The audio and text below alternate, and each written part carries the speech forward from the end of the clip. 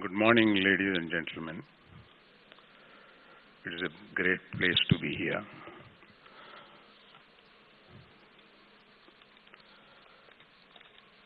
Respected Honorable Minister KTR Garu, Jayesh Ranjan Garu, Rajiv Chilaka, Shohan Rai, Namrata, Vamshi, Mr. Vijay, Mike, and Biren Ghosh.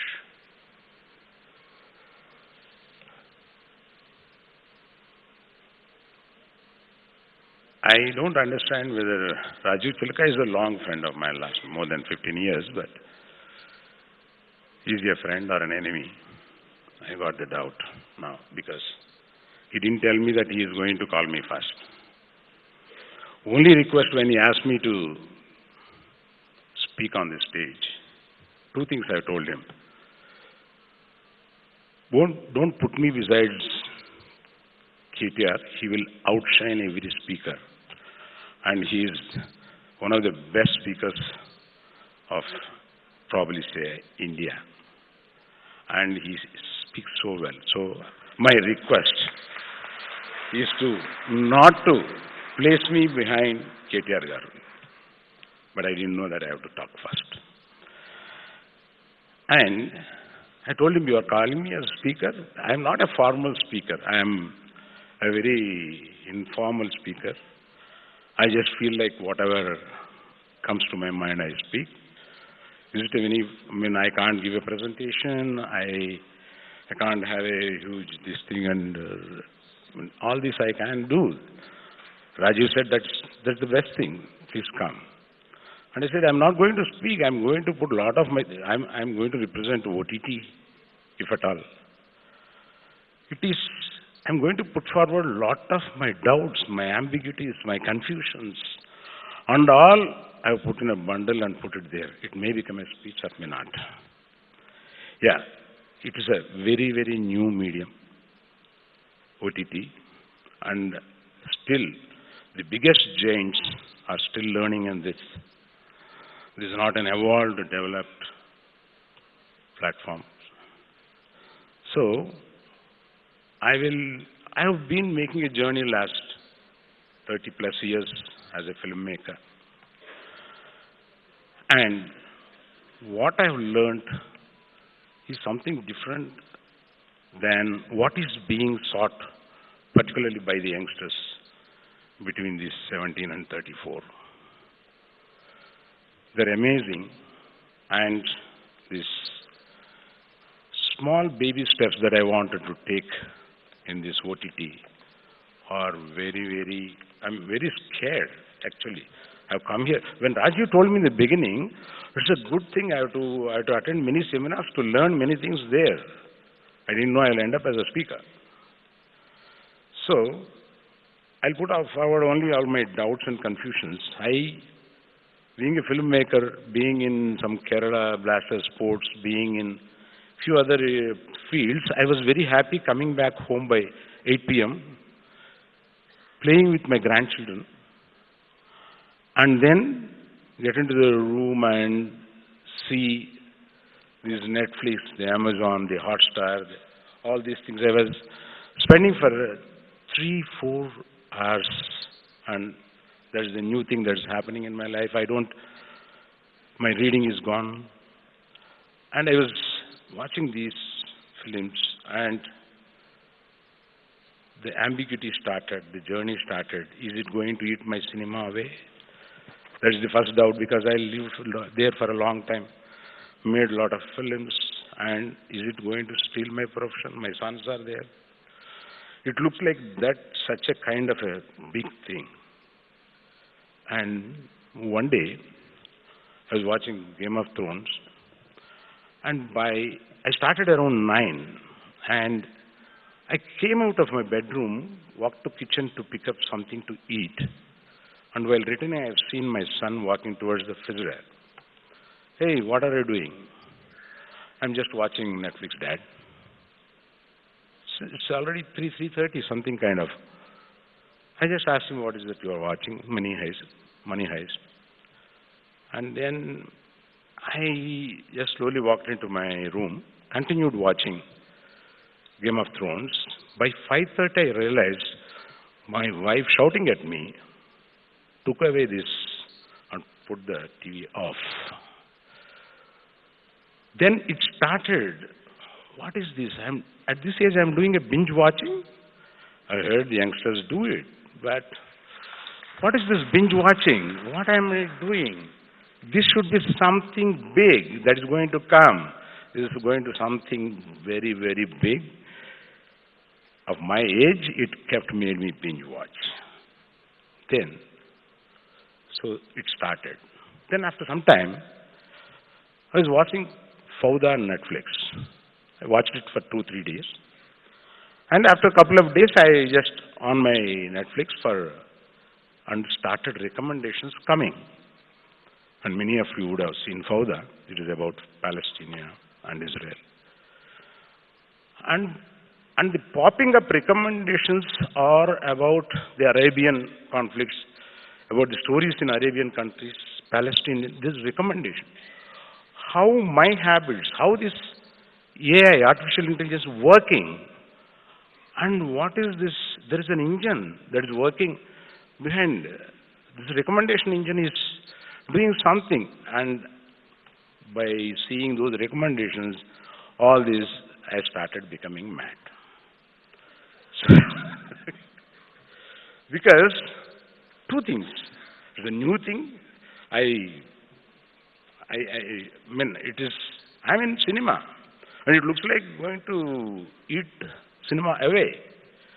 It looked like to me that day. It's a demon. It is something that big is coming up. That was the fear. So on this, I started experimenting myself, seeing something else. What is the recommendations are being done? All this. And I just called one of my friends in Calcutta who has started a vernacular Bengali OTT in a very humble way. I just called him up, asked him, what is all this? Is it a technological giant or is it a content giant? What is it? I'm confused. I've seen a lot of content in this, but technology is running. Technology is making me see it. It is giving my options to me to see it, all this. And something technologically is there behind running it. I've asked him. I said it's a huge technology that is running, but content is the hot buzz. So when he says content is hot, I was slightly pleased. Yeah, I'm still there. So I took the help of KPMG. And in the very first phone call, what KPMG gave me is surprising, that the highest video consumption in India is by Telugu people. Highest video consumption. It's a surprise for me. I didn't know that. So Telugus are so receptive regarding all these things. So many questions were arising. My inquisitive search started, and I engaged KPMG to do some work for me about the Telugu OTT. So when I want to start OTT, I can't compare with these Netflix, Amazon, Hotstar, and there are big, big giants. Some of them are sitting here, and I can't just compare myself if I want to start. So why not a niche Telugu OTT can be there? This is what I thought. I just consulted few friends, and there are niche OTTs are existing. For an extreme example, I have to tell you, one lady in UK is running an OTT, interestingly, about horses, who are all interested in horses. England is more interested in horses and these things. So she's running a very successful OTT just on horses.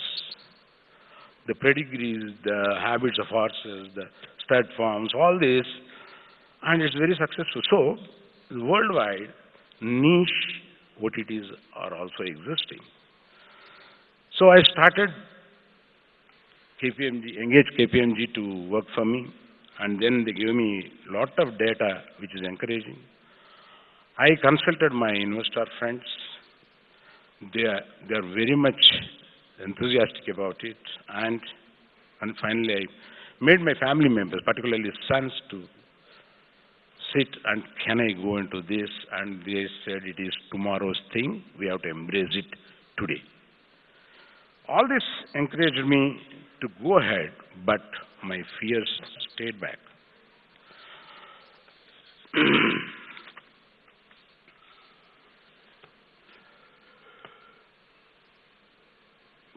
Something which has got a very, people who are in this age, it is not that somebody has not provided, they are ready to receive different content, the very bold content, bold expression, very honest, naive, candid expressions, honesty, all these things, they are there to receive it. But thanks to censor or our conventional making, whatever it is, we haven't touched them. Then these platforms touch them, and that kind of, there's a huge reception from youngsters particularly. And it has become a personal viewing. And 85% of today's viewing is by mobiles. So all this makes technology and content together working well. We have to tell different stories, that is for sure. So I have engaged a bunch of youngsters. I have asked my friend to come from Bombay and lead these people, and it's all going on there. So, they still the doubt, many people ask me, will cinema survive? See, this will cinema survive is not today's. It is when TV has come, in 83, when particularly the color TV has come, people asked me, will cinema survive? It did. And after that, cable onslaught was there, big way. Then people had a doubt, will cinema survive? Yes, it survived. Now, this giant, this lovely giant has come, called OTT. Will cinema survive? I say, it will coexist. It will coexist. TV will coexist, cinema will coexist, and OTT will coexist. Everything will coexist is my take. Because I've been seeing last 30, 35 years how it takes changes. Let's all take the ride of this wave. Last 2 years, I was late in the night watching these shows, but still I'm late in the night doing something, and my friend who is sitting there is calling me 8 to 10 times a day, who is managing this, and sometimes till 1 a.m. And I'm still confused, excited, and I'm very glad Hyderabad is going to become the host of all these technological progressions. And I strongly believe that Hyderabad is going to be the hub. If technology is the bride, content is always the king, and the marriage has to happen. I see Hyderabad as a big pandal where the marriage is going to happen, and without a Purohit, it can't happen. It can't happen. And who is our Purohit? Who is other than Honorable KTR and his team? Thank you, gentlemen, for your patience listening. Thank you very much.